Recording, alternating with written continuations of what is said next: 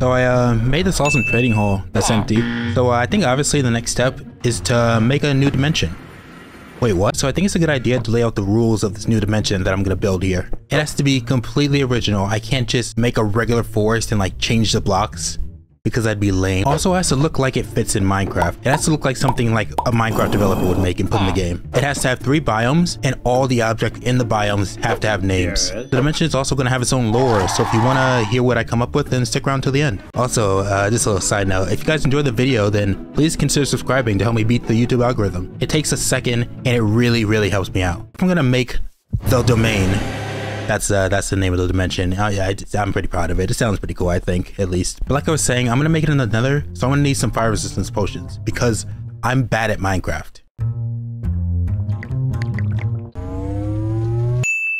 I'm gonna need to drain a bunch of lava, so I should probably grab a bunch of sand too. All right, surely that's enough. Hopefully. Hello. Good morning. Nice day out today, isn't it?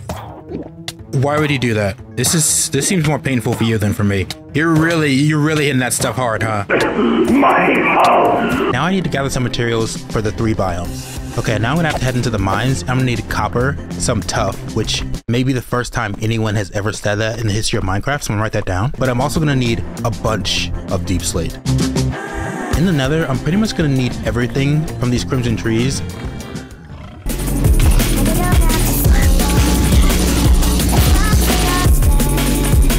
I die here?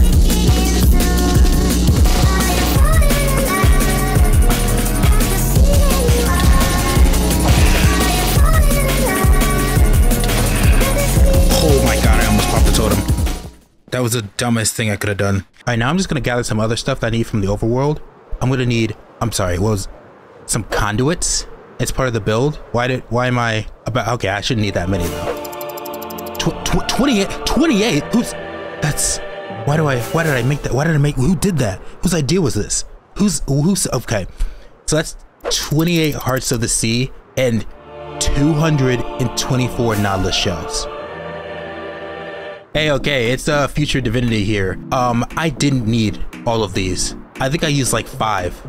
So please no comments about this, please. We shall now refer to this as the incident because we shall not speak of this. I guess now I should just go around finding buried treasures. Oh my gosh! Okay, so I'm not done with the Heart of the Seas, but I'm already regretting my life decisions, so I'm gonna take a break. And I'm gonna use this area that I found a while ago that spawns non-stop drowned. So I guess I'll just get to it.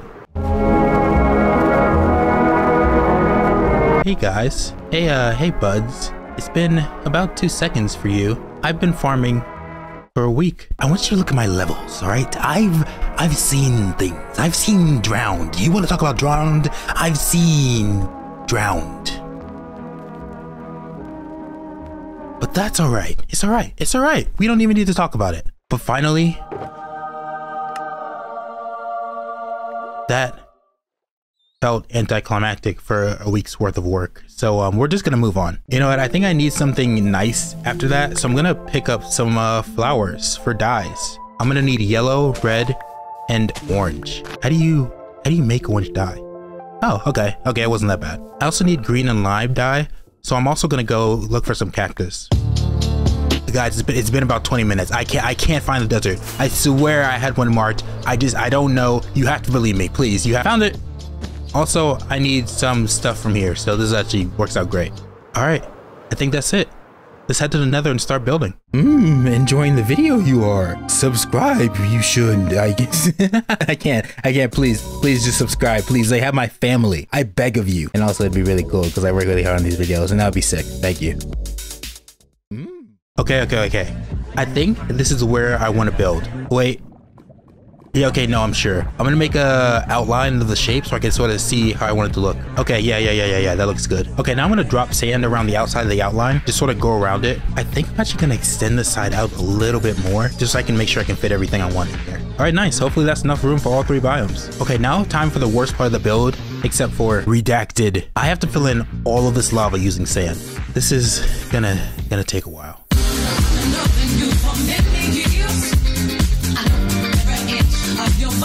I don't think I have enough sand for this. I'm just being honest. I'm looking at it right now, and I've immediately changed my answer. I do not have enough sand for this. I don't know what I'm gonna do.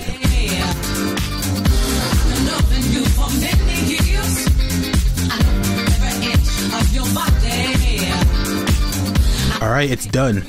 That was annoying, mostly because I had to keep moving the sand around because I didn't have enough, but I finished it. Right, okay, but now I just have to clear out the blocks, right? Wrong! Hi, GrayDivinity from the future here again. I ran into just every single problem imaginable. There were secret pools of lava with tons of source blocks, the sand not reaching all the way to the bottom, and Enderman just being the worst thing ever.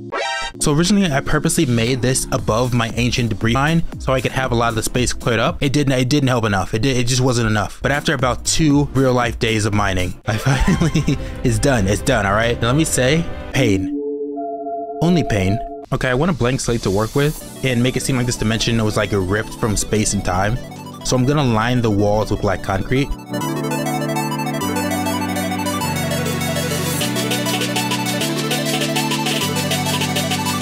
Yeah, I think that looks good. Now let's get to the biomes. I'm just gonna start with building the grounds for each of the different biomes first, and then I'll get to like the actual important details. Okay, let's start with the ground for biome 3.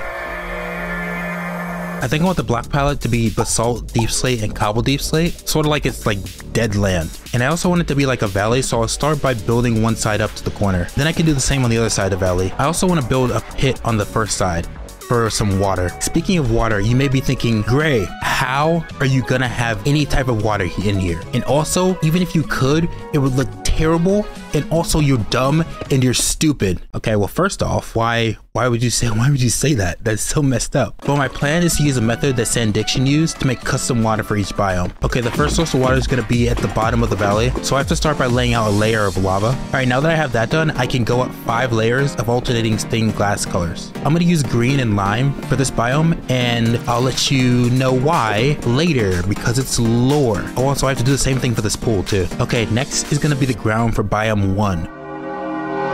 I know it's out of order, you'll see why later. For this ground, I think I want to like connect it directly to biome 3, like right here, and it'll be like a flat forest biome made of red concrete, stripped crimson, hyphen, how do you say that? How do you pronounce that? It's also going to be red terracotta, crimson, hyphen, and redstone blocks. We'll see how that looks. Alright, I think that looks pretty good so far. And right here, instead of finishing it up, I think it'd be cool to add like a pond, but this time alternating between orange and red stained glass. Alright, and for the final base layer, biome 2. I want this area to be like plateaus, so first I'm gonna outline the general shape. Okay, now I can like build it up from the bottom, and it's gonna like start to shrink as it goes towards the top. Okay, I think now I'll do 2 more. For this one, I'm gonna make it a little bit smaller, and for this one, I'm going to add like 2 peaks at the top. It'll like separate. And for the final river, my personal favorite idea, I want the bottom of these plateaus to be like shrouded in white liquid at the bottom. That is the first time I've said that out loud, and you know what? I'm in too deep now. Okay, well, saying that didn't... Uh-oh. Why is it on fire? Oh, it's cold. Oh my god. Oh my god. Everything is going bad. It's all made out of coal. All right, the ground and the water for all 3 biomes is done. Now we can get to the fun part.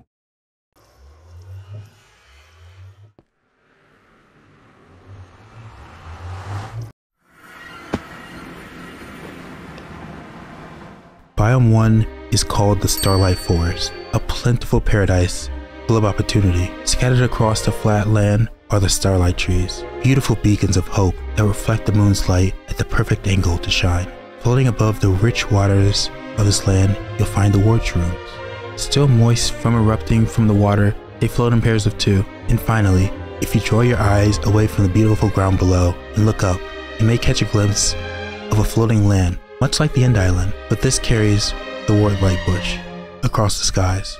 It's a wonderland full of magic similar to the world's end, but not quite. Was a gift that presented opportunities, and some discovered its potential. Biome 2 was not natural to this land. The Divine Peaks was made by someone that found the potential and found power in harnessing the Starlight Forest. Its influence can be seen in the structures that rest upon the peaks. Let's call the smaller ones harvesters. These developed the wart shroom's luscious harvest into something artificial. The uses of what the item the harvester produces could be unlimited, but whoever was here before had one goal in mind. The item fueled the light drillers, used the item to form crystals. Crystals far less impressive than the item that came before them, maybe some form of currency. Besides that, whoever or whatever was here before seemed to be past the point of mere survival. A sign of advanced civilizations are statues and monuments, sometimes to God. A few can be seen on the Twin Peaks, but these statues can oftentimes be pleasing to the eyes. Or maybe to draw attention away from Biome 3, the Mortal Shallows, what is left of the Starlight Forest. After it's stripped of its resources, the land, the ground, lacks the life that it had before. The once brilliant starlight trees rotted away, and the water takes on a poisonous color. This land that lays in the middle of the Nether, whatever brought this sneak peek of the world beyond our reach, it doesn't seem like a natural disaster. No, it's too precise. The edge is too perfect, encased in darkness. Maybe intentional then. Maybe a warning from those who reach the end. But this warning is... it's too late.